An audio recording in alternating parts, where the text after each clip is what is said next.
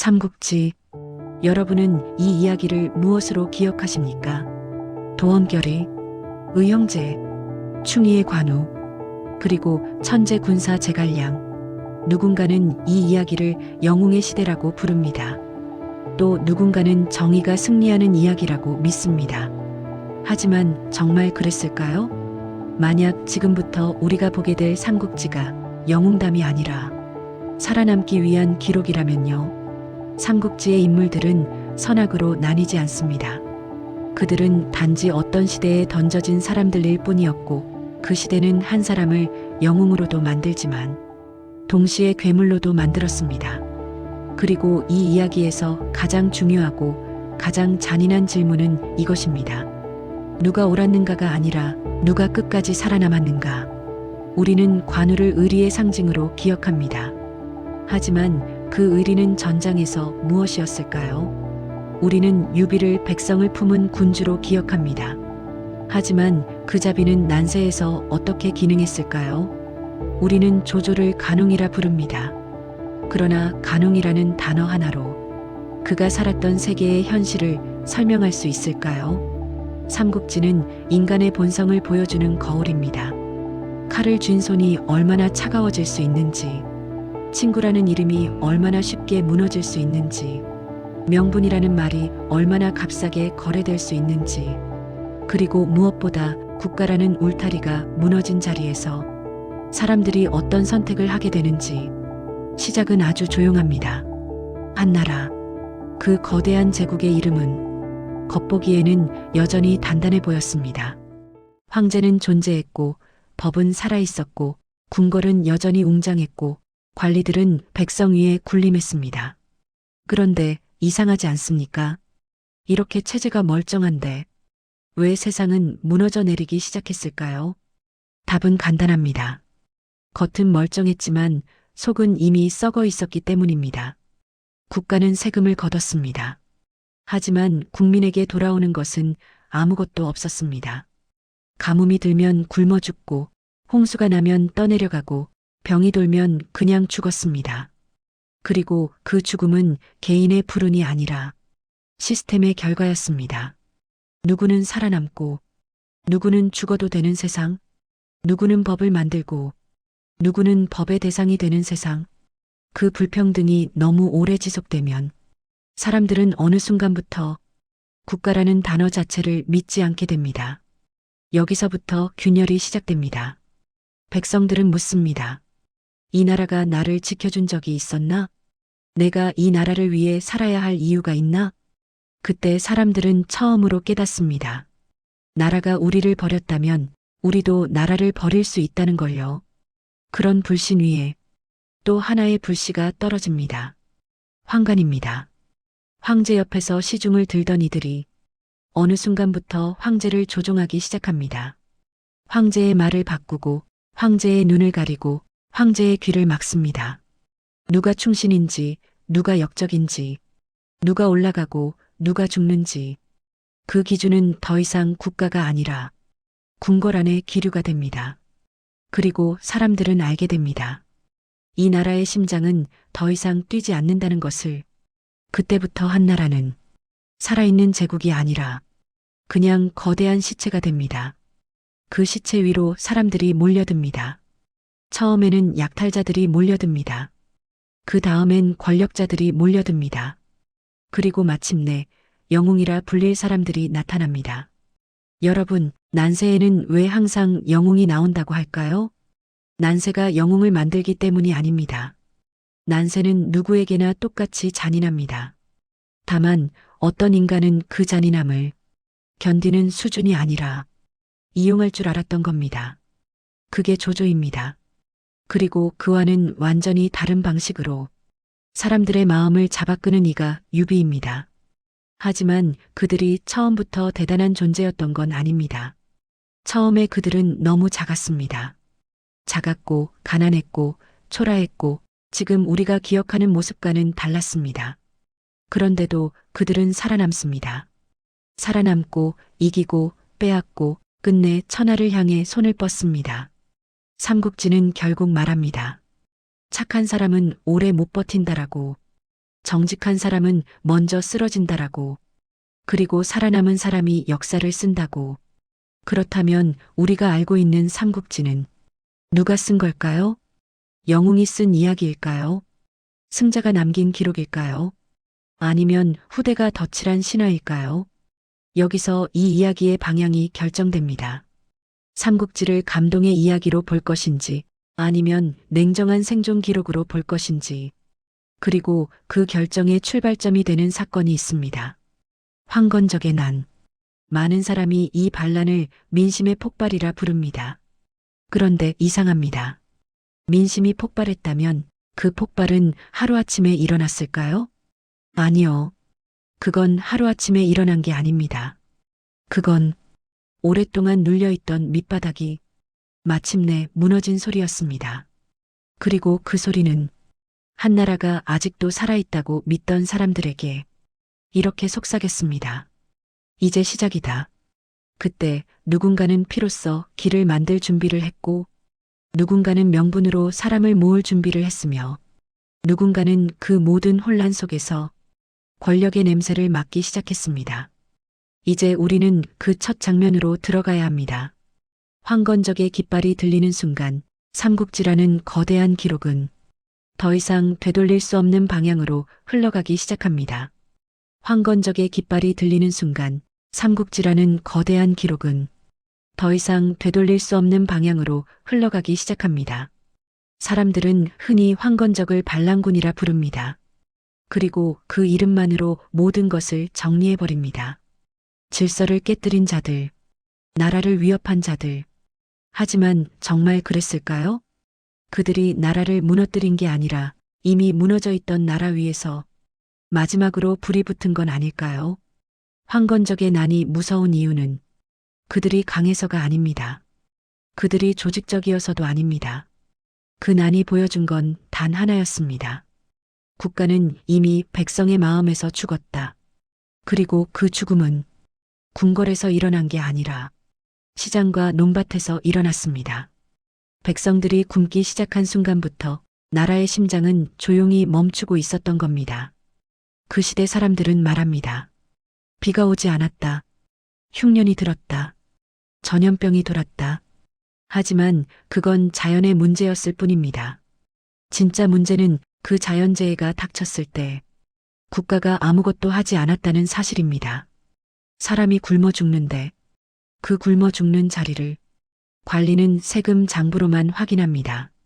사람이 병들어 쓰러지는데 그 쓰러진 몸 위로 법과 규율만 덮어 씌웁니다. 그런 세상이 오래 지속되면 백성들은 생각합니다. 우리는 이미 버려졌다. 이것이 반란의 씨앗입니다. 반란은 이념으로 시작되지 않습니다. 반란은 굶주림으로 시작됩니다. 살아야 하니까, 견딜 수 없으니까, 그냥 더는 방법이 없으니까. 그때 등장하는 사람이 장각입니다. 장각은 단순한 장수가 아니었습니다. 그는 칼로 사람을 모은 게 아니라 말로 사람을 모았습니다. 사람들에게 태평도라는 믿음을 주고 병자를 돌보고 굶주린 사람에게 약과 곡식을 나눠줍니다. 그는 말했다고 합니다. 하늘은 바뀐다. 새 시대가 온다.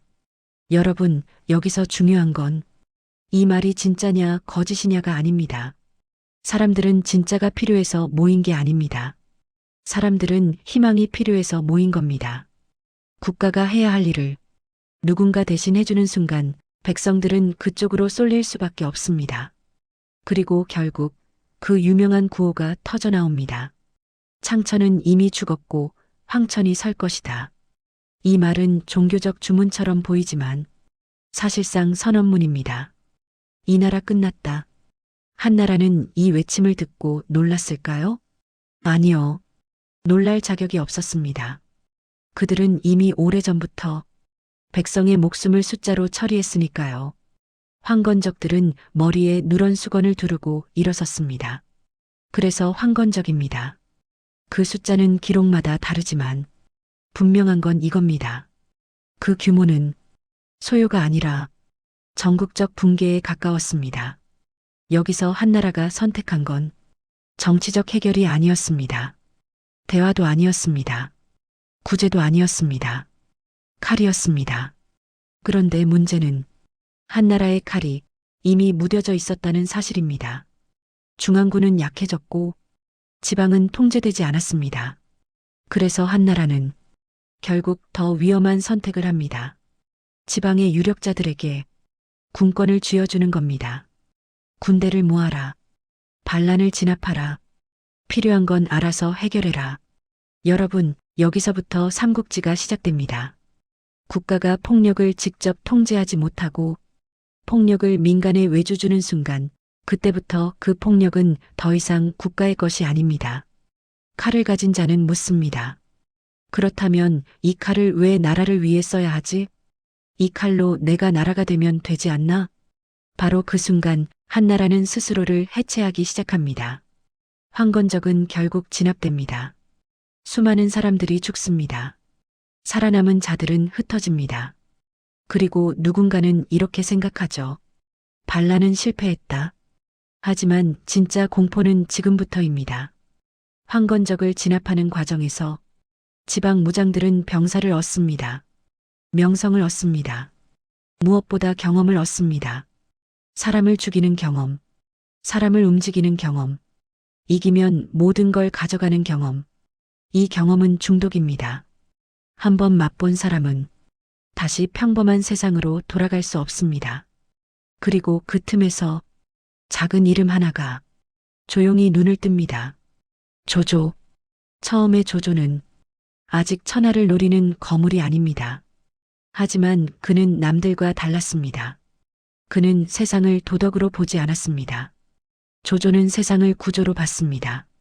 이 나라가 이미 끝났다는 것, 황제는 껍데기라는 것, 힘이 있는 자가 법이라는 것, 그는 알고 있었습니다. 이나는 단지 반란이 아니라 새로운 질서가 시작되는 신호라는 걸요. 반면 유비는 어떻습니까? 유비 역시 이 시기 움직이기 시작합니다. 그는 가난했습니다. 세력이 없었습니다. 하지만 그에게는 사람들의 마음을 끌어당기는 말이 있었습니다. 나는 황실의 피다. 나는 백성을 위한다. 나는 정의를 지키겠다. 난세에서 사람들은 강한 칼을 따라가기도 하지만 때로는 따뜻한 명분을 따라갑니다. 유비는 그걸 알고 있었습니다. 그래서 삼국지는 이제 두 갈래 길을 보여주기 시작합니다. 현실을 움켜쥐는 자, 명분을 쥐는 자, 그리고 또 한쪽에서는 아직 더 큰 괴물이 준비하고 있었습니다. 황건적의 난으로 나라의 균열은 전국으로 퍼졌고 그 틈을 가장 먼저 파고든 자가 나타납니다. 황제를 쥐고 수도를 흔들고 세상의 규칙을 전부 바꿔버릴 남자. 동탁. 사람들은 동탁을 폭군이라 부릅니다. 하지만 폭군은 갑자기 생기지 않습니다. 폭군은 늘 무너진 체제 위에서 탄생합니다. 그리고 그 체제가 무너지게 만든 책임이 정말 동탁에게만 있었는지 우리는 다음 파트에서 하나씩 확인하게 될 겁니다. 그리고 그 체제가 무너지게 만든 책임이 정말 동탁에게만 있었는지 우리는 다음 파트에서 하나씩 확인하게 될 겁니다. 동탁은 갑자기 튀어나온 괴물이 아닙니다. 그는 난세가 만들어낸 결과물입니다. 오히려 그는 너무 정직하게 시대를 반영한 인간이었습니다. 황건적의 난 이후 한나라는 겉으로는 반란을 진압했지만 실제로는 더 깊은 균열로 들어갑니다. 중앙은 힘을 잃었고 지방은 군대를 갖게 됐습니다. 황제는 여전히 궁궐에 있었지만 황제의 말은 더 이상 세상을 움직이지 못했습니다. 그때 나라의 심장부에서 또 하나의 사고가 터집니다. 권력의 중심부에서 사람이 죽고 사라지고 밀려나면서 황제를 둘러싼 자리가 텅 비기 시작합니다. 이 텅 빈 공간은 누군가에게는 공포이지만 누군가에게는 기회입니다. 그리고 그 기회를 가장 무섭게 움켜쥔 자가 바로 동탁입니다. 동탁은 변방의 장수였습니다. 거칠고 강하고 잔인하다는 평이 따라다녔습니다. 그런데 여러분, 난세에서는 이런 평가가 단점이 아니라 오히려 자격증이 됩니다. 왜냐하면 난세에선 도덕이 아니라 힘이 증명서가 되니까요. 동탁이 수도로 들어오는 과정은 영웅의 입성이 아닙니다. 그건 침입에 가깝습니다. 그는 황제를 보호한다는 명분을 내세웁니다. 혼란을 바로잡겠다고 말합니다. 정치를 안정시키겠다고 선언합니다. 하지만 그가 진짜로 한 일은 안정이 아니라 장악이었습니다. 여러분, 권력이라는 것은 잡는 순간보다 놓지 않는 순간에 본색이 드러납니다. 동탁은 그걸 너무 잘 알고 있었습니다. 그는 수도에 들어오자마자 사람들의 숨통을 먼저 조입니다. 반대하는 자는 죽입니다. 의심되는 자는 제거합니다. 그리고 남은 사람들에게 이렇게 말합니다. 나를 따르지 않으면 너희는 살아남지 못한다. 이때부터 정치는 사라집니다. 정치 대신 공포가 통치합니다. 그 공포를 가장 상징적으로 보여주는 사건이 있습니다. 황제를 바꿔버린 겁니다. 나라의 얼굴을 바꾼다는 건 단순한 인사 조치가 아닙니다. 그건 나라가 누구 것이냐를 선언하는 행위입니다. 동탁은 어린 황제를 끌어내리고 다른 황제를 세웁니다. 이 행동 하나로 그는 모든 사람의 머릿속에 한 문장을 박아넣습니다. 이제 황제는 허수아비다. 그런데 이상하지 않습니까? 황제를 갈아치운 동탁이 그 자리에서 바로 처벌받았다는 이야기는 없습니다. 왜일까요? 왜냐하면 그 순간 그를 막을 힘이 없었기 때문입니다. 이게 난세의 진짜 모습입니다. 누가 옳으냐가 아니라 누가 더 무섭냐로 모든 게 결정되는 시대. 동탁은 단순히 폭군이 아닙니다.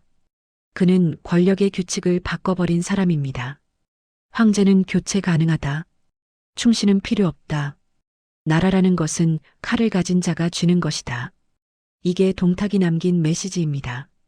이제 무장들이 움직이기 시작합니다. 동탁이 너무 선을 넘어버렸기 때문입니다. 원소, 조조, 유비, 각지의 인물들이 명분을 들고 일어납니다. 폭군을 토벌하겠다. 한나라를 바로 세우겠다.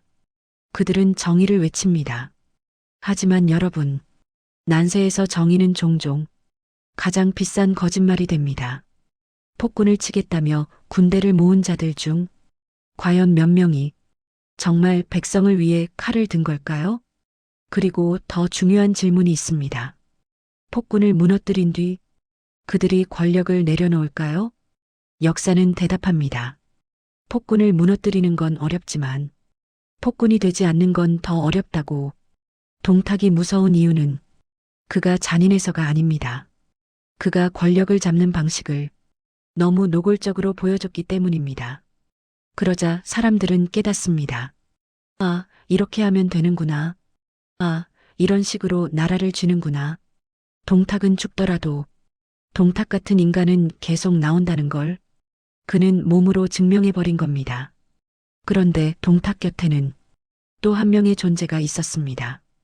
그 이름이 등장하는 순간 삼국지는 폭군의 이야기가 아니라 배신의 이야기로 바뀌기 시작합니다. 여포. 여포는 무력만 놓고 보면 삼국지 세계관 최강급 인물입니다. 칼 한 자루로 수십 명을 베고 말 위에서 전장을 갈아엎는 사나이. 사람들은 말하죠. 인중여포, 마중적토. 사람 중엔 여포가 최고고 말 중엔 적토마가 최고다. 하지만 여러분, 이상하지 않습니까? 그렇게 강한 여포가 왜 끝까지 천하를 못 잡았을까요? 왜 그는 늘 누군가 밑에 있었을까요? 강함만으로는 권력이 되지 않기 때문입니다. 강함은 무기가 될 수 있지만 국가가 되지는 못합니다. 여포는 칼은 가졌지만 사람을 품지 못했고 신뢰를 쌓지 못했습니다. 그의 주변에는 늘 이런 말이 따라다닙니다. 저 사람은 믿을 수 없다. 그리고 삼국지에서 가장 치명적인 약점은 바로 이겁니다. 힘이 약한 건 살아남을 수 있습니다. 하지만 신뢰가 없는 사람은 어느 순간 반드시 버려집니다. 동탁과 여포의 관계는 그 시대가 어떤 방식으로 돌아갔는지를 가장 잔인하게 보여줍니다. 충성은 거래가 되고 의리는 도구가 되고 사람은 부품처럼 갈아 끼워집니다. 그리고 그 끝에서 여포는 동탁을 죽입니다. 여러분, 이 장면은 단순히 폭군의 최후가 아닙니다. 난세에서 가장 무서운 건 칼을 든 적이 아니라 내 옆에 있는 칼이라는 걸 증명하는 장면입니다. 동탁은 모든 걸 가졌습니다. 군대도 있고 수도도 있고 황제도 있었습니다. 그런데 그는 가장 가까운 곳에서 무너집니다. 이게 삼국지의 첫 번째 경고입니다. 권력은 적에게 무너지는 게 아니라 내부에서 썩어 무너진다. 그리고 이제부터는 동탁이 죽었다고 해서 세상이 정상으로 돌아가지 않습니다. 오히려 더 큰 혼돈이 시작됩니다. 폭군이 사라진 자리에 새로운 폭군 후보들이 줄을 서기 시작합니다. 각자의 명분을 들고 각자의 군대를 믿고 각자의 욕망을 숨긴 채 그리고 그 줄의 맨 앞에 조용히 올라오는 사람이 있습니다. 조조. 동탁이 공포로 세상을 찢어놓았다면 조조는 질서로 세상을 먹어치울 준비를 합니다. 난세의 규칙이 바뀐 지금 조조는 묻기 시작합니다. 이 혼란을 끝내는 사람은 누구인가? 그 끝낸 사람이 결국 천하를 갖는 건가? 난세의 규칙이 바뀐 지금 조조는 묻기 시작합니다. 이 혼란을 끝내는 사람은 누구인가? 그 끝낸 사람이 결국 천하를 갖는 건가? 그런데 그 질문 앞에서 가장 먼저 떠오르는 이름이 있습니다. 여포. 힘으로만 보면 그는 이미 답이었습니다. 전장에서 그를 막을 수 있는 사람은 없었습니다. 그가 창을 들고 말을 달리면 병사들의 마음은 먼저 꺾였고 대열은 무너졌습니다. 사람들은 여포를 전쟁 그 자체처럼 두려워했습니다. 그런데 이상합니다. 그렇게 강한 사람이 왜 끝까지 천하를 잡지 못했을까요? 왜 여포는 늘 누군가의 칼이었을 뿐 자기 나라를 만들지 못했을까요? 삼국지의 잔인한 진실이 여기 있습니다. 난세에서 가장 무서운 건 강한 장수가 아닙니다. 강한 장수는 돈으로도 사고 벼슬로도 부르고 달콤한 말로도 부릴 수 있습니다. 진짜 무서운 건 그 강한 장수를 내 편으로 만드는 사람입니다. 여포는 최강이었습니다. 하지만 그는 내 편이 아니었습니다. 그는 누구의 편도 아니었고 자기 편도 아니었습니다. 여포는 승리할 때마다 자기 기반을 만들지 못하고 그때그때 더 큰 기회를 따라 움직였습니다. 그리고 사람들은 그것을 이렇게 부릅니다. 배신. 하지만 여포가 단지 의리가 없는 배신자였을까요? 아니면 난세가 그에게 그렇게 살도록 강요했을까요? 여포가 처음부터 그런 인간이었는지 우리는 알 수 없습니다. 다만 분명한 건 하나입니다. 그 시대는 한 번의 충성으로 인생이 끝나는 시대가 아니었습니다. 충성은 살아남는 방식이 아니라 죽는 방식이었습니다. 그러니 여포는 생존을 택했을까요? 그리고 그 생존은 결국 스스로를 파괴하는 길이었을까요? 여포는 동탁을 죽였습니다. 그건 단순한 쿠데타가 아닙니다. 폭군을 처단했다라는 명분을 얻는 순간이었고 동탁의 모든 것을 가져갈 수 있는 기회이기도 했습니다. 그런데 그 다음이 문제였습니다. 동탁이 죽은 뒤 여포는 무엇을 했습니까? 사람들은 기대했을 겁니다. 이제 새로운 질서가 오겠지. 이제 악몽이 끝나겠지. 하지만 그 자리에 남은 건 혼란뿐이었습니다. 여포는 동탁의 공포를 끝냈지만 그 공포 뒤에 오는 질서를 만들지 못했습니다. 여포는 칼을 휘둘렀지만 정치를 몰랐고 사람을 다루지 못했습니다. 그는 전장에서 승리를 가져오는 방법은 알았지만 승리를 국가로 바꾸는 방법은 몰랐습니다. 여러분, 여기서부터 여포의 비극이 시작됩니다. 그는 자기 힘을 알고 있었습니다. 그리고 그 힘이 얼마나 달콤한지 알고 있었습니다. 그래서 그는 늘 더 큰 보상, 더 강한 편, 더 좋은 자리를 찾아 움직입니다. 그런데 그 과정에서 그가 놓친 게 있습니다. 신뢰는 한 번 깨지면 두 번 다시 원래대로 돌아오지 않습니다. 여포는 사람들에게 너무 많은 이유를 줬습니다. 저 사람은 언제든 돌아설 수 있다. 저 사람은 결국 자기 이익을 택할 것이다. 저 사람 곁에 있으면 언젠가 내가 죽을 수도 있다. 여포는 자신의 무력으로 세상을 얻을 수 있다고 믿었을지도 모릅니다. 하지만 세상은 힘만으로 움직이지 않습니다. 세상은 사람으로 움직입니다. 사람은 믿음으로 움직입니다. 그리고 믿음은 칼로는 만들 수 없습니다. 그럼 여포는 어떻게 해야 했을까요? 정답은 간단합니다. 그가 천하를 잡으려면 그는 여포를 버려야 했습니다. 강함의 이미지, 폭발하는 분노, 쉽게 뒤집히는 충성, 그 모든 것을 버리고 사람을 품고 약속을 지키고 기반을 닦아야 했습니다. 하지만 여포는 그걸 할 수 없었습니다. 왜냐하면 여포의 강함은 곧 여포의 정체성이었고 그 정체성 위에 세운 인생이었기 때문입니다. 그래서 여포는 결국 무력의 왕이 아니라 무력의 포로가 됩니다. 그리고 그 빈틈을 가장 정확하게 파고드는 사람이 등장합니다. 조조. 조조는 여포를 두려워했습니다. 동시에 조조는 여포를 아주 명확하게 분석했습니다. 여포는 강하다. 하지만 여포는 무너지기 쉽다. 여포는 한번 무너지면 다시 붙잡을 수 없다. 조조는 그걸 알고 있었습니다. 조조가 무서운 이유는 칼을 잘 써서가 아니라 사람을 구조로 보았기 때문입니다. 어떤 사람은 충성으로 움직이고 어떤 사람은 돈으로 움직이며 어떤 사람은 자존심으로 움직이고 어떤 사람은 두려움으로 움직입니다. 조조는 그것을 구분했고 각각에 맞는 줄을 잡아당겼습니다. 여포는 그 반대였습니다. 여포는 사람을 한 번에 꺾을 수 있다고 믿었습니다. 힘으로 눌러버리면 된다고 생각했습니다. 그 차이가 결국 운명을 갈라놓습니다. 여포는 떠돌이처럼 움직였고 조조는 뿌리를 내렸습니다. 조조는 군대를 만들었고 여포는 군대에 의존했습니다. 조조는 인재를 모았고 여포는 인재를 잃었습니다. 이건 단지 성격 차이가 아닙니다. 이건 시대를 읽는 방식의 차이입니다.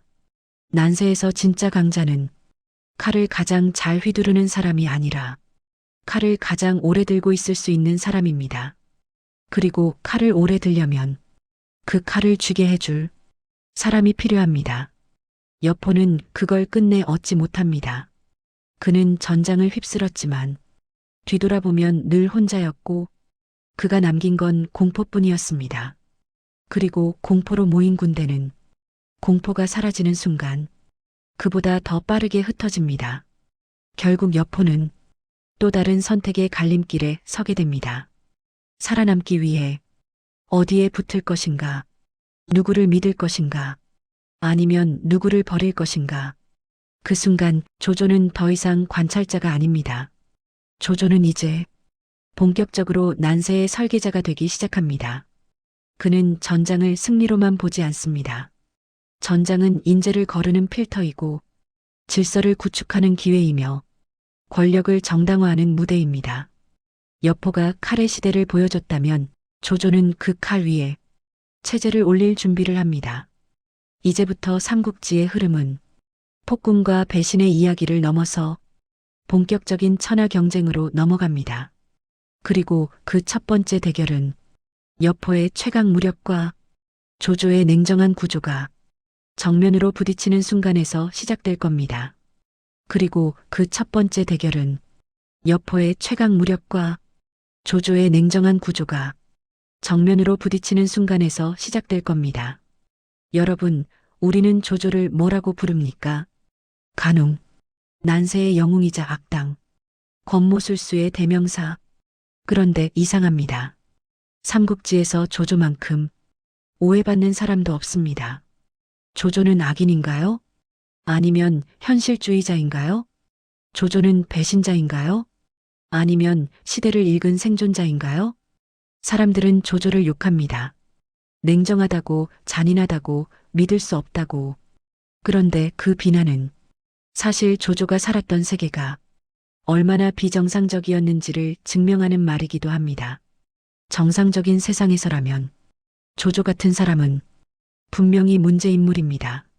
하지만 난세에서는 다릅니다.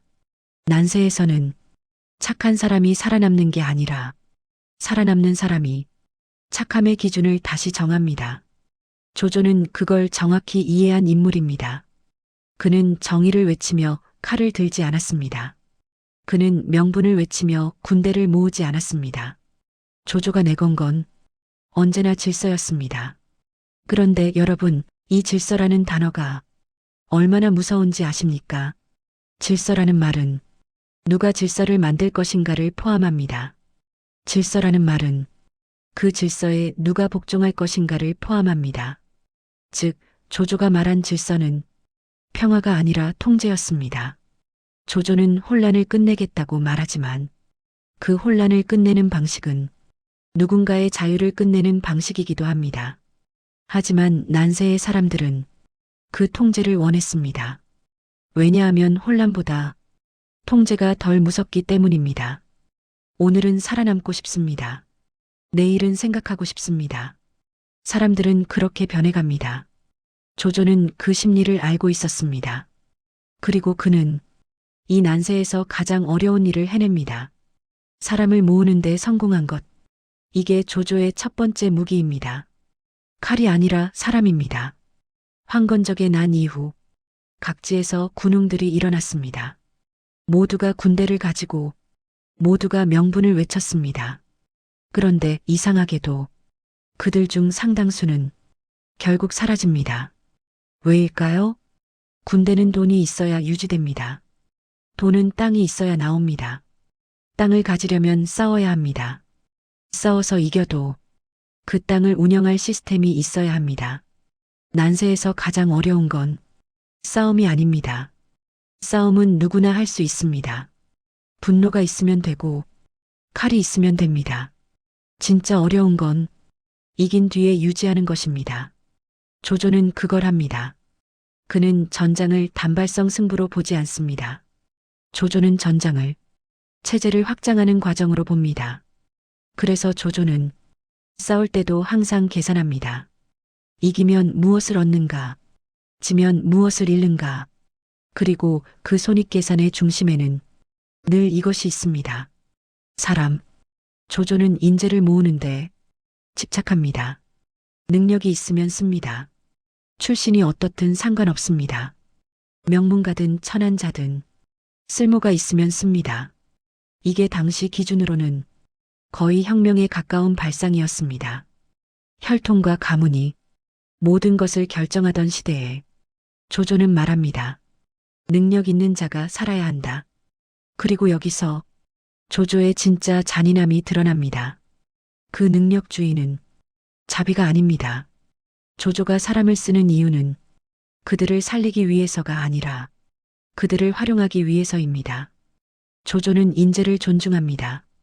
하지만 더 정확히 말하면 인재를 자원으로 봅니다. 그 자원을 가장 효율적으로 배치해 자기 체제를 확장합니다. 그렇다면 조조는 정말로 감정이 없는 인간이었을까요? 아니요. 조조는 감정이 있습니다. 다만 조조는 감정을 통제할 줄 알았고 그 통제가 곧 힘이 되는 시대라는 걸 알고 있었습니다. 반대로 유비는 감정을 무기처럼 씁니다. 사람들의 눈물을 얻고 사람들의 마음을 얻습니다. 손권은 그 사이에서 균형을 잡습니다. 그런데 조조는 균형을 잡지 않습니다. 그는 균형을 깨고 자기가 중심이 되려 합니다. 그래서 조조는 늘 위험합니다. 조조의 가장 큰 무기는 질서를 만들 수 있는 능력이지만 조조의 가장 큰 약점도 바로 그 질서의 욕망입니다. 질서를 만들려는 자는 결국 통제를 원합니다. 통제를 원하면 반대자를 제거해야 합니다. 그리고 제거가 시작되는 순간 그 질서는 언젠가 공포로 변합니다. 조조가 간웅이라 불리는 이유는 그가 악해서가 아니라 그가 선과 악을 구분하지 않았기 때문입니다. 조조는 이렇게 묻습니다. 이게 옳은가? 그게 아니라 이게 필요한가? 이 한 문장이 사람의 운명을 갈라놓습니다. 조조가 진짜 무서운 이유는 그가 사람을 죽였기 때문이 아닙니다. 조조는 말로 사람을 죽입니다. 제도로 사람을 죽입니다. 명분으로 사람을 죽입니다. 그리고 동시에 그 제도로 사람을 살립니다. 혼란 속에서 조조의 편에 들어가면 살 수 있다는 믿음이 생깁니다. 그 믿음은 조조의 군대에 사람을 몰아넣습니다. 그리고 그 과정에서 조조는 하나씩 확보합니다. 군대, 땅, 세금, 창고, 인재, 정보, 이 모든 것들이 쌓이면 전장에서 한 번 이기는 게 아니라 전장을 지배할 수 있습니다. 여포는 한 번의 싸움에 강합니다. 하지만 여포는 그 뒤가 없습니다. 조조는 다릅니다. 조조는 싸움의 결과를 다음 싸움의 자원으로 바꿉니다. 이게 조조가 천하를 향해 조용히 올라가는 방식입니다. 그렇다면 조조는 언제부터 진짜 조조가 되었을까요? 많은 사람이 답합니다. 관도대전이라고. 하지만 관도대전 이전에 이미 조조는 한 번의 선택을 통해 돌이킬 수 없는 길로 들어섭니다. 그는 한 나라를 지킨다는 이름으로 한 나라를 등에 업기 시작합니다. 황제를 단순한 존재로 두지 않습니다. 황제를 이용합니다. 황제의 이름으로 자기 명령을 정당화합니다. 여러분, 이건 칼보다 더 무서운 무기입니다. 칼은 상대를 베지만 정당화는 상대를 범죄자로 만들 수 있습니다. 그래서 조조는 전장에서 싸우면서도 사실상 정치의 승리를 챙기고 있었던 겁니다. 그 순간부터 조조는 군웅 중 한 명이 아닙니다. 조조는 난세의 룰을 바꿀 설계자가 됩니다. 그리고 이제 그 조조 앞에 거대한 벽이 하나 서 있습니다. 원소, 명문가, 거대한 병력, 넓은 땅, 압도적인 자원, 누가 봐도 원소가 이길 것 같은 싸움이 예고되고 있었습니다. 그런데 삼국지는 항상 그 반대로 흘러갑니다. 강한 자가 아니라 질서를 가진 자가 이기고 많은 자가 아니라 끝까지 버티는 자가 이깁니다. 조조는 그 싸움을 이미 준비하고 있었던 겁니다. 조조는 그 싸움을 이미 준비하고 있었던 겁니다. 그리고 마침내 난세의 흐름이 결정되는 싸움이 열립니다. 관도대전. 많은 사람은 관도대전을 조조의 기적 같은 승리라고 부릅니다. 소수로 다수를 꺾은 전설, 천재의 전쟁. 하지만 여러분, 전쟁에서 기적이란 말은 대부분 설명하기 싫은 것을 덮는 포장입니다. 정말 조조는 운이 좋아서 이겼을까요? 정말 원소는 운이 나빠서 졌을까요? 관도대전은 우연이 아닙니다. 이 싸움은 구조였습니다. 원소는 강했습니다. 너무 강했습니다. 그의 세력은 북중국을 덮고 있었고 병력도 물자도 명분도 모두 원소 쪽에 있었습니다. 그에 비해 조조는 상대적으로 작았습니다. 자원은 부족했고 세력권은 좁았고 한번 삐끗하면 끝장이었습니다. 그러니 상식적으로는 원소가 이기는 게 맞습니다. 그런데 상식이 깨집니다. 왜일까요? 원소는 큰 조직이었고 조조는 살아있는 조직이었기 때문입니다. 원소의 군대는 많았습니다. 하지만 그 군대는 하나로 움직이지 않았습니다. 원소의 진영은 거대했습니다. 하지만 그 안은 느렸고 의사결정은 굼떴고 서로가 서로를 믿지 않았습니다. 원소는 사람이 많았지만 그 사람들의 마음이 하나가 아니었습니다. 조조는 다릅니다. 조조의 병력은 적습니다. 하지만 조조의 시스템은 결국 한 사람의 의지로 즉각적으로 움직였습니다. 여러분, 전쟁은 숫자의 싸움이 아닙니다.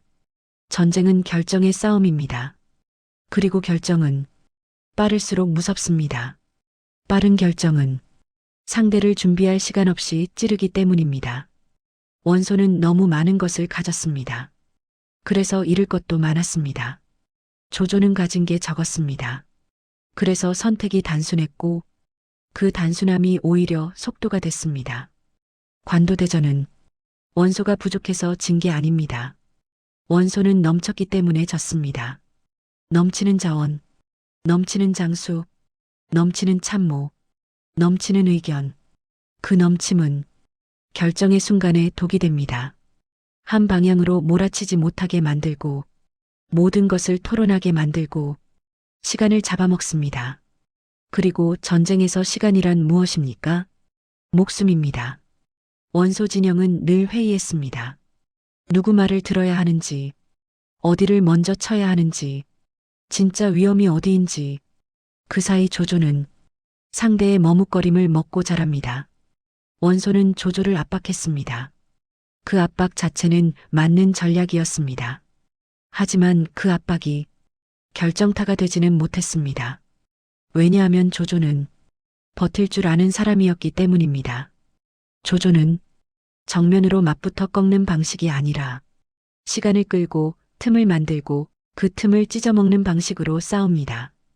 여기서 중요한 건 조조의 강함이 아니라 조조의 인간 이해입니다.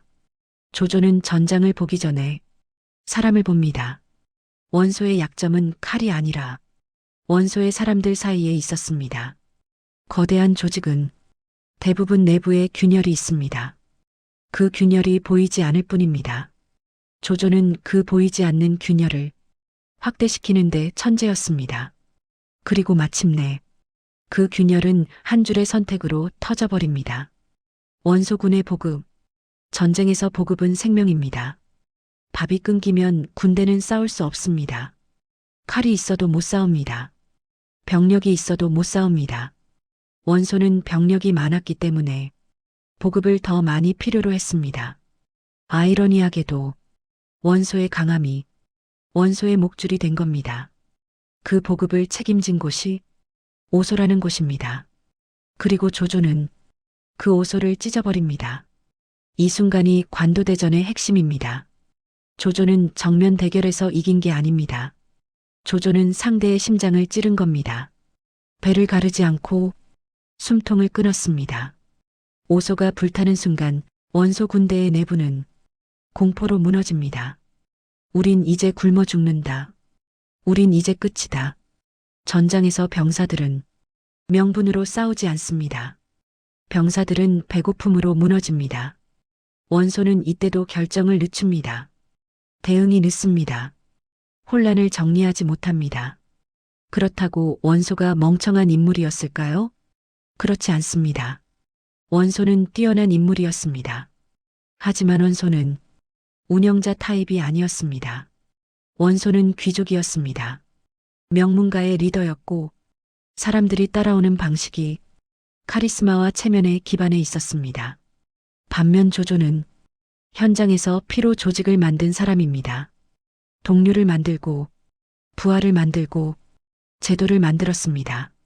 원소는 세력을 받은 사람이고 조조는 세력을 만든 사람입니다. 이 차이는 전쟁에서 결정적입니다.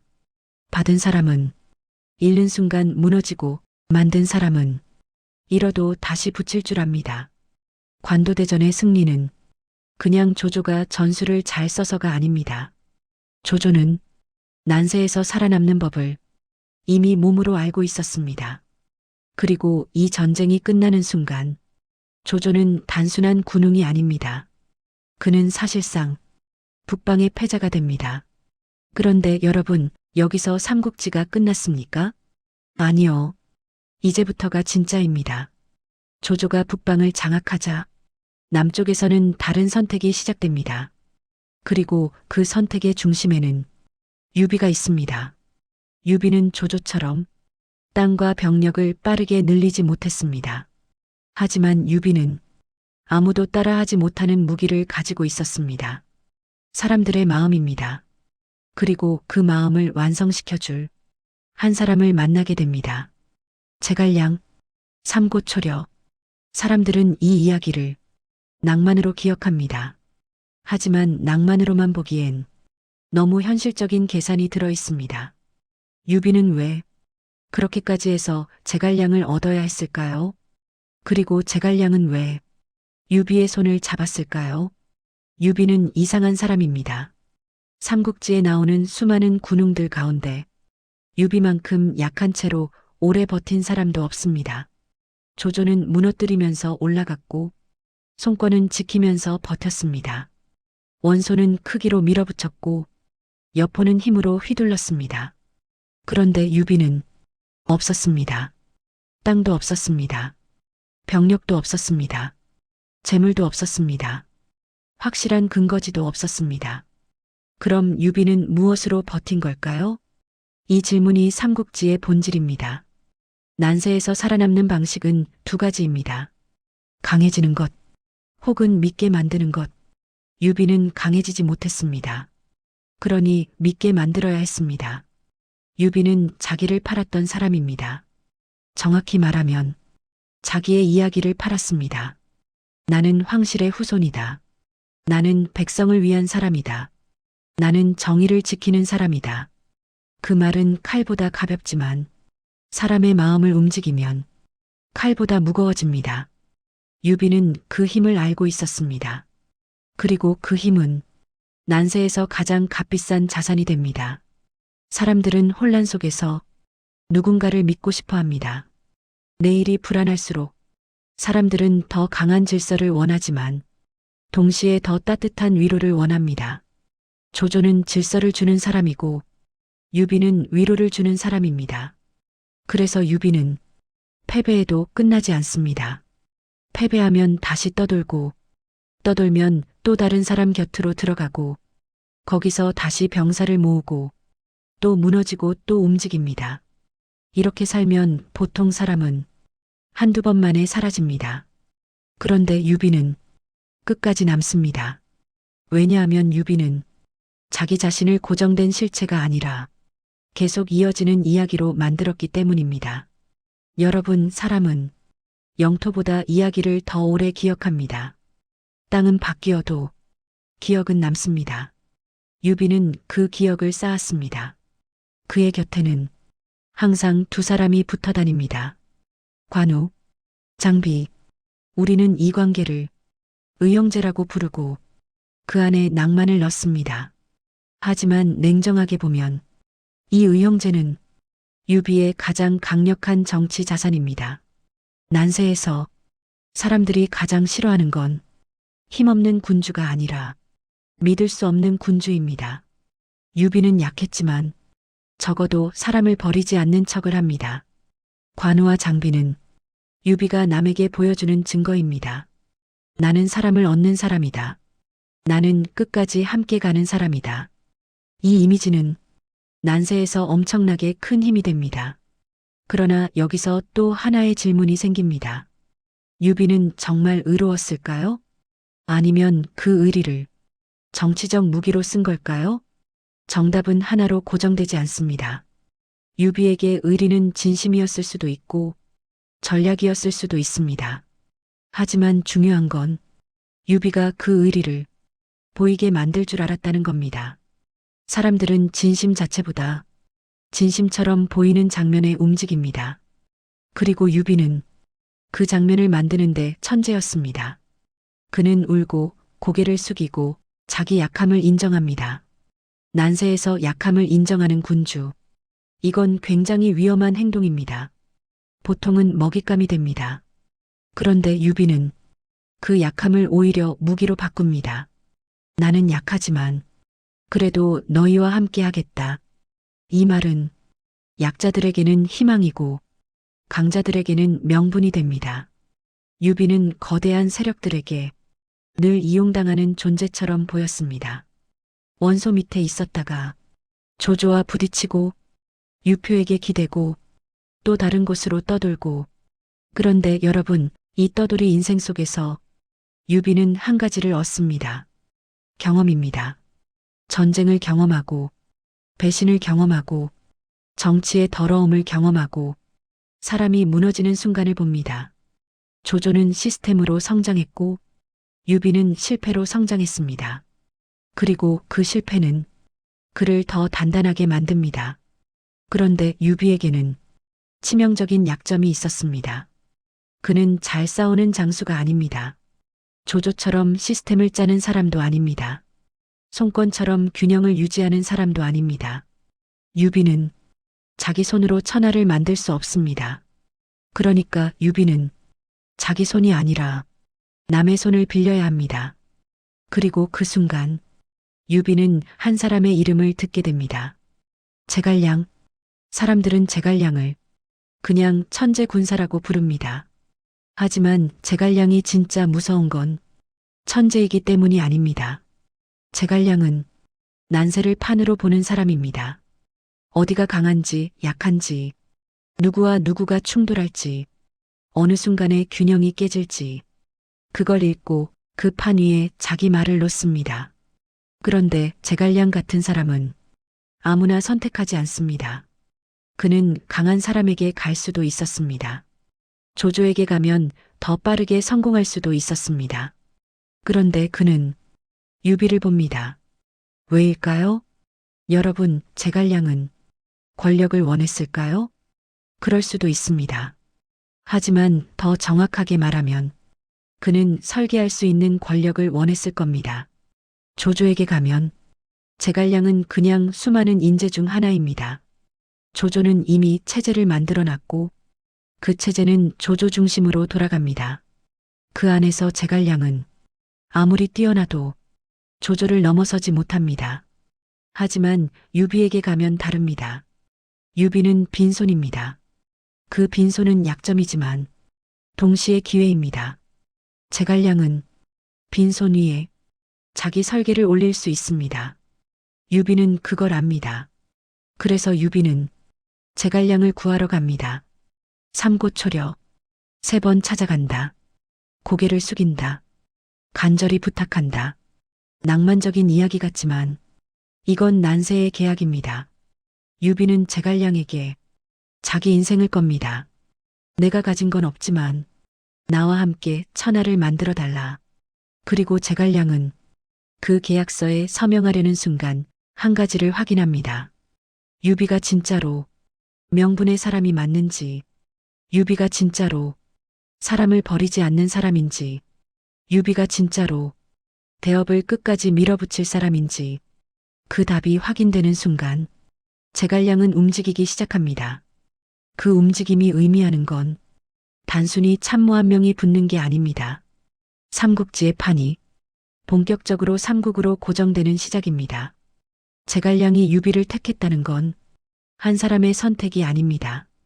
그건 미래의 지도를 선택한 것입니다. 여러분, 난세에서 전략가가 진짜로 원하는 건 무엇일까요? 전쟁에서 이기는 방법? 물론 필요합니다. 하지만 그보다 더 중요한 건 이 전쟁이 어디로 흘러갈 것인가를 예측하는 겁니다. 제갈량은 단순히 싸움의 기술자가 아니라 흐름을 읽는 사람입니다. 그리고 그 흐름을 읽은 뒤 유비에게 던진 것이 바로 천하삼분지계, 천하를 셋으로 나눠라. 조조의 위, 송권의 오, 유비의 초. 이 세 개의 덩어리가 만들어져야 조조의 독주를 막을 수 있다. 그런데 여러분, 이 계획은 말이 쉽지 현실로 만들기는 불가능에 가까웠습니다. 유비는 가진 게 없습니다. 근거지도 없습니다. 병력도 부족합니다. 유능한 장수는 있어도 국가 시스템은 없습니다. 그런 유비에게 제갈량은 말합니다. 조조와 정면으로 싸우면 반드시 진다. 그럼 싸우지 말고 판을 바꿔라. 이게 제갈량의 방식입니다. 정면으로 부딪히는 사람은 많습니다. 하지만 판을 바꾸는 사람은 드뭅니다. 제갈량은 판을 바꿉니다. 그가 처음으로 보는 방향은 북쪽이 아닙니다. 그는 남쪽을 봅니다. 정확히 말하면 형주와 익주입니다. 형주는 왜 중요할까요? 형주는 길목입니다. 사람이 지나고, 군대가 지나고, 물자가 지나고, 정보가 지나가는 곳입니다. 형주를 갖는다는 건 땅을 갖는 게 아니라 통로를 갖는 겁니다. 그리고 통로를 가진 자가 전쟁의 방향을 결정합니다. 하지만 문제는 형주가 비어있는 땅이 아니라는 겁니다. 그곳엔 이미 유표라는 존재가 있었고 수많은 세력들이 얽혀 있었습니다. 제갈량은 그 복잡함 속에서 가능성을 봅니다. 유비가 살아남으려면 조조보다 강해지는 길이 아니라 조조가 절대 한 번에 삼킬 수 없는 구조를 만들어야 합니다. 그리고 그 구조에서 송권의 존재는 필수입니다. 송권은 남쪽을 지키는 사람입니다.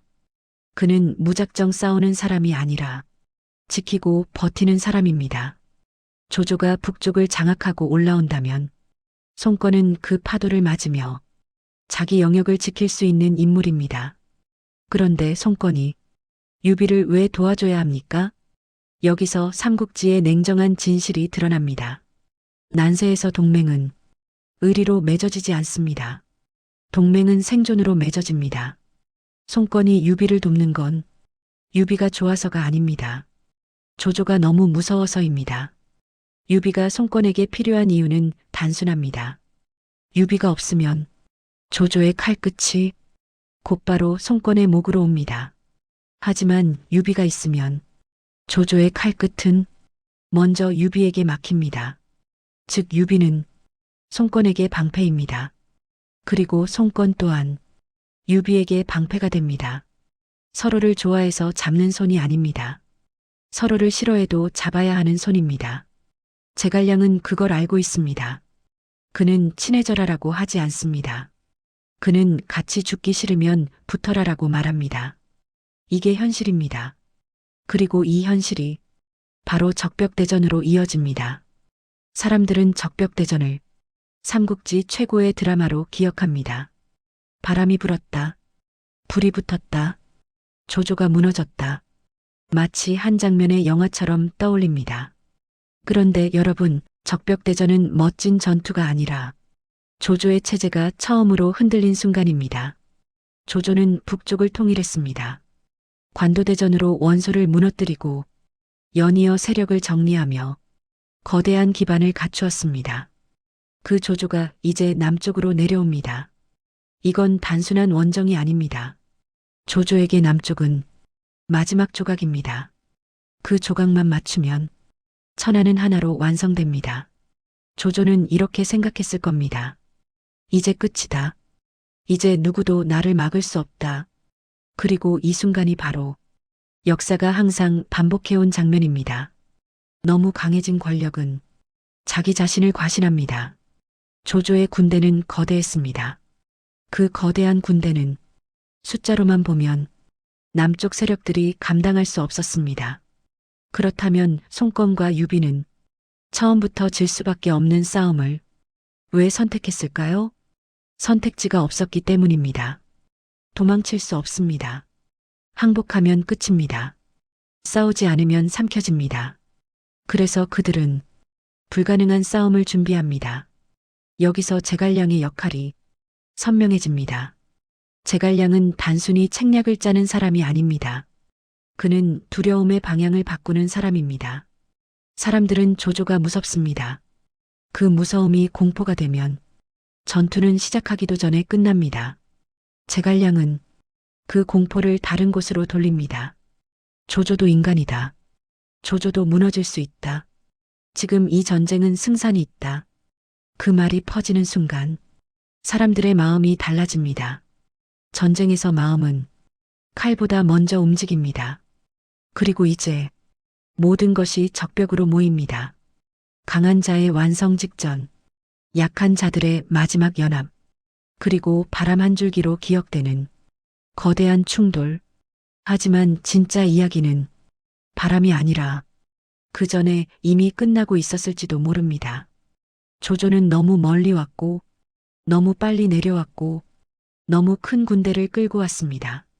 거대한 병력은 거대한 승리를 보장하지 않습니다. 오히려 거대한 병력은 거대한 약점을 만듭니다. 보급, 질병, 피로, 지형, 그리고 한번 흔들리면 걷잡을 수 없는 공포.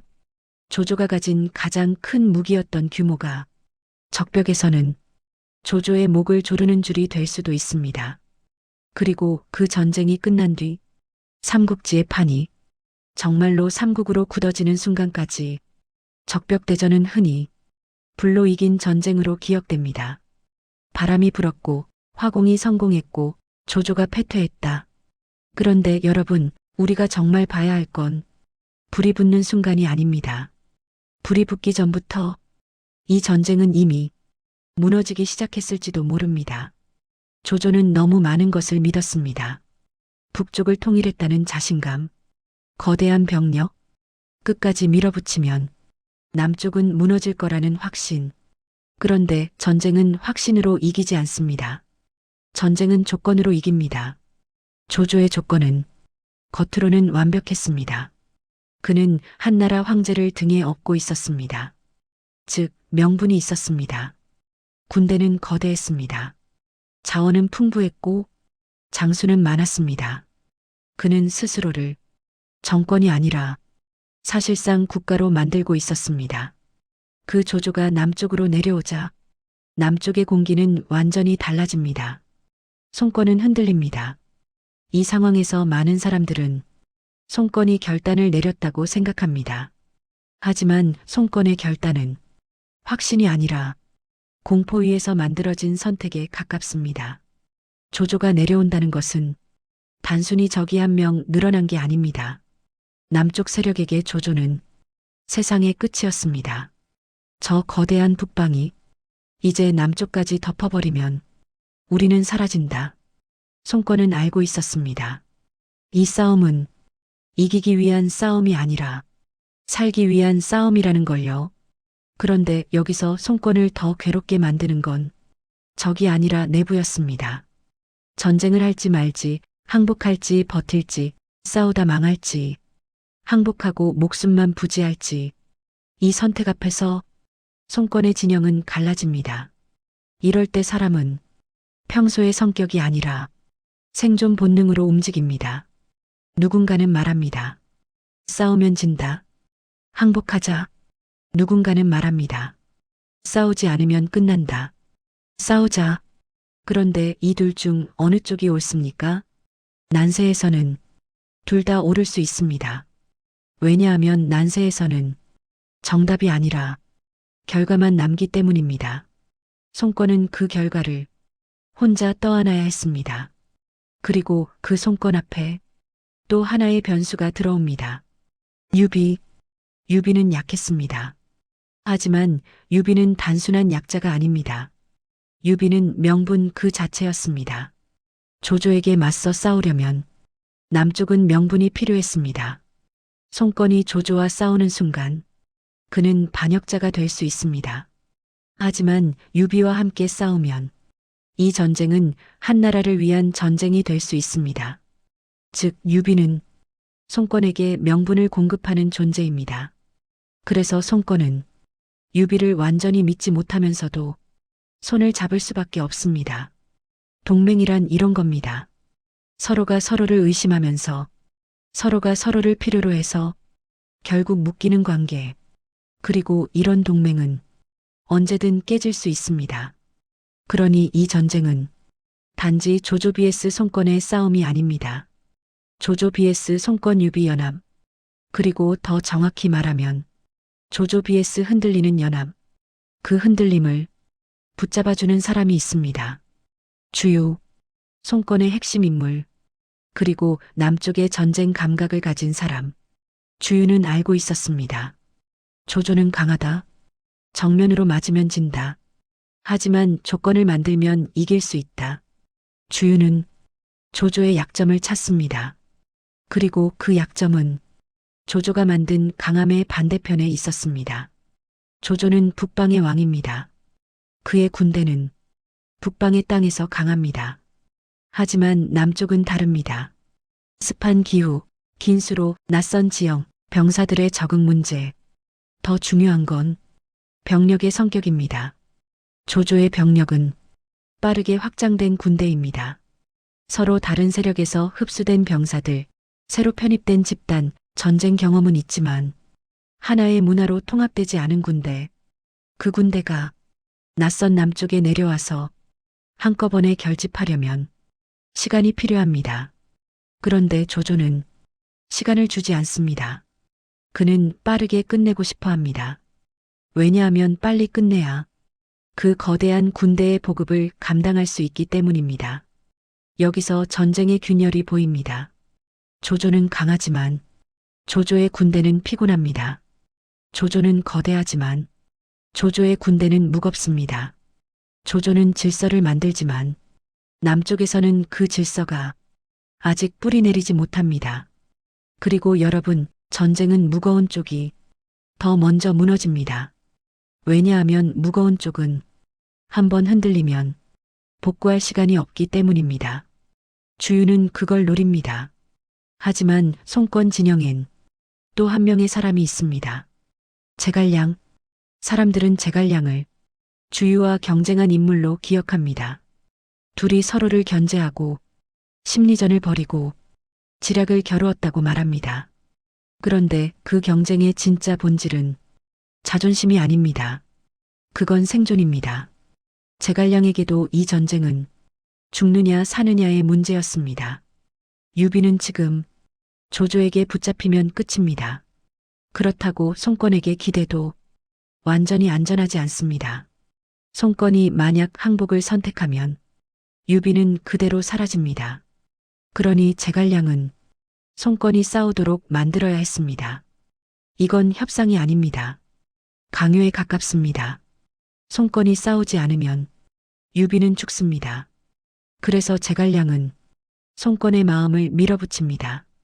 지금 조조에게 항복하면 당신은 살아남을지 몰라도 당신의 자손은 끝날 것이다. 이 말은 무섭습니다. 송권에게 필요한 건 승리의 확신이 아니라 항복의 공포였습니다. 사람은 희망보다 공포에 더 빨리 움직입니다. 그래서 송권은 칼을 뽑게 됩니다. 그리고 조조는 그 칼을 무시했을지도 모릅니다. 남쪽은 결국 갈라질 것이다. 그들은 하나가 아니다.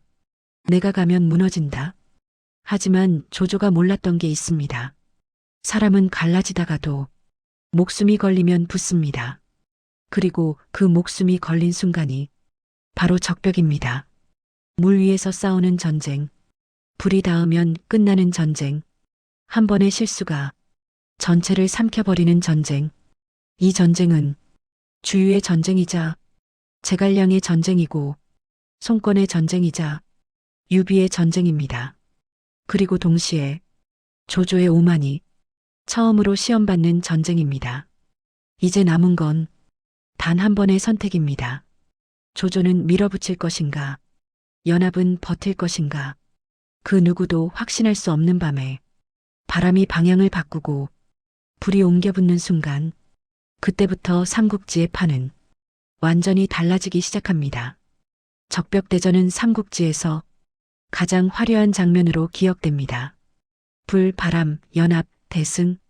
하지만 여러분, 사람들이 기억하는 장면이 화려할수록 진짜 핵심은 그 뒤에 숨어 있는 경우가 많습니다. 적벽대전은 바람이 불어서 끝난 전쟁이 아닙니다. 적벽대전은 조조가 만든 거대한 체제가 남쪽이라는 낯선 환경 앞에서 처음으로 삐걱거리며 무너진 전쟁입니다.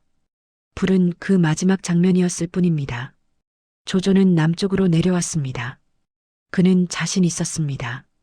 북쪽을 통일했고 거대한 군세를 끌고 왔고 황제의 이름까지 들고 있었으니까요. 그런데 그 거대한 군세는 남쪽에서 오히려 족쇄가 됩니다. 병력이 많으면 강할 것 같지만 병력이 많으면 그만큼 먹여야 하고 그만큼 재워야 하고 그만큼 움직여야 합니다. 그리고 조조의 군대는 남쪽에 적응한 군대가 아니었습니다.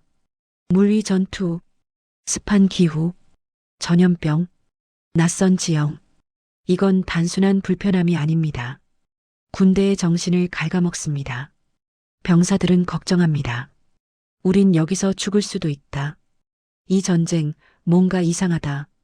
북쪽과 느낌이 다르다. 그 느낌은 시간이 갈수록 커집니다. 전쟁은 병사들의 손으로 싸우지만 승패는 병사들의 마음으로 갈립니다. 그 마음이 흔들리는 순간 아무리 큰 군대라도 거대한 모래성처럼 무너집니다. 그런데 조조의 가장 큰 문제는 병사들의 마음이 아니라 조조 자신의 확신이었습니다. 조조는 빠르게 끝내고 싶었습니다. 빨리 끝내야 했습니다. 그 거대한 군대를 오래 끌고 있으면 보급이 무너지고 질병이 번지고 피로가 쌓이며 불평이 폭발합니다. 그래서 조조는 결정적으로 무리한 선택을 합니다. 전장을 한 번에 결정 지으려는 욕심, 그리고 그 욕심은 남쪽 연합이 원하는 것과 정확히 맞닿아 있었습니다. 송권의 진영, 주유의 전쟁 감각은 조조가 서두를수록 이길 가능성이 커진다는 걸 알고 있었습니다. 조조의 군대가 강해도 조조의 군대는 낯선 곳에서 오래 버틸 힘이 없다는 사실을 그들은 이미 알고 있었습니다. 그러니 그들은 정면으로 부딪히지 않고 조건을 만들고 시간을 끌고 결정적인 한 방을 노립니다. 적벽대전에서 가장 유명한 장면은 화공입니다. 그리고 화공을 가능하게 만든 장면은 조조의 함선들을 묶어버린 장면으로 알려져 있죠. 병사들이 배멀미를 하니 배를 흔들리지 않게 하려고 배들을 서로 연결해버렸다.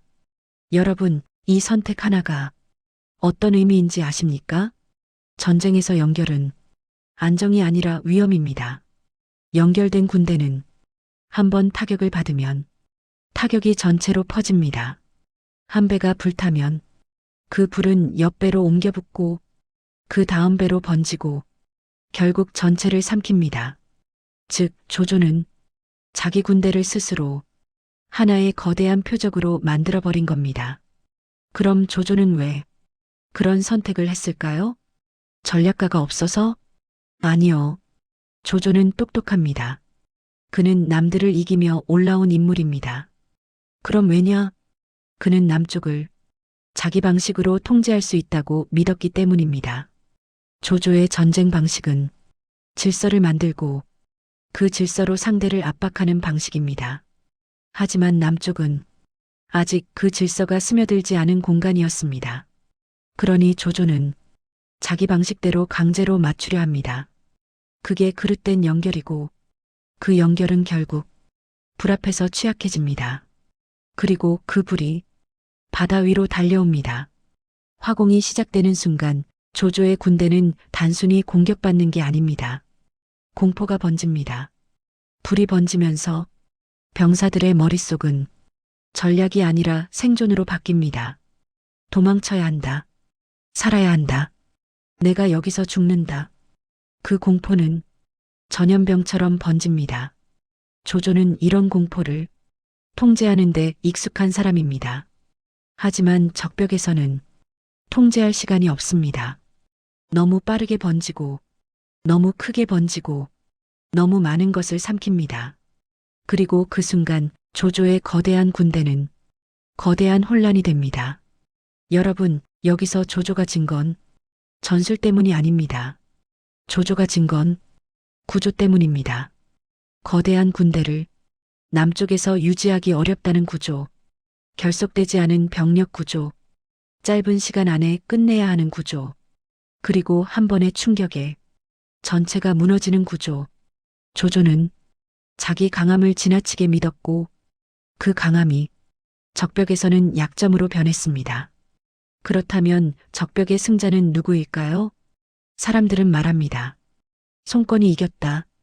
유비가 이겼다. 주유가 이겼다. 제갈량이 이겼다. 하지만 정확히 말하면 적벽의 승자는 연합입니다. 그리고 그 연합은 사실상 일시적인 기적이었습니다. 이 싸움은 서로를 믿어서 이긴 게 아닙니다. 서로를 믿지 못했지만 조조가 너무 무서워서 어쩔 수 없이 붙어서 이긴 전쟁입니다. 그런데 전쟁이 끝나면 공포가 줄어듭니다. 공포가 줄어들면 동맹은 약해집니다. 그리고 그 순간부터 진짜 싸움이 시작됩니다. 조조가 남쪽을 못 먹었다고 해서 전쟁이 끝난 게 아닙니다. 조조는 살아있습니다. 체제도 살아있습니다. 병력도 있습니다. 북쪽은 그대로입니다. 다만 그는 처음으로 멈춤을 경험했을 뿐입니다. 그리고 남쪽 연합은 이제 다음 질문 앞에 서게 됩니다. 조조가 물러난 지금 우리는 무엇을 먹을 것인가? 그 답은 바로 하나의 땅으로 모입니다. 형주. 형주는 단순한 땅이 아닙니다.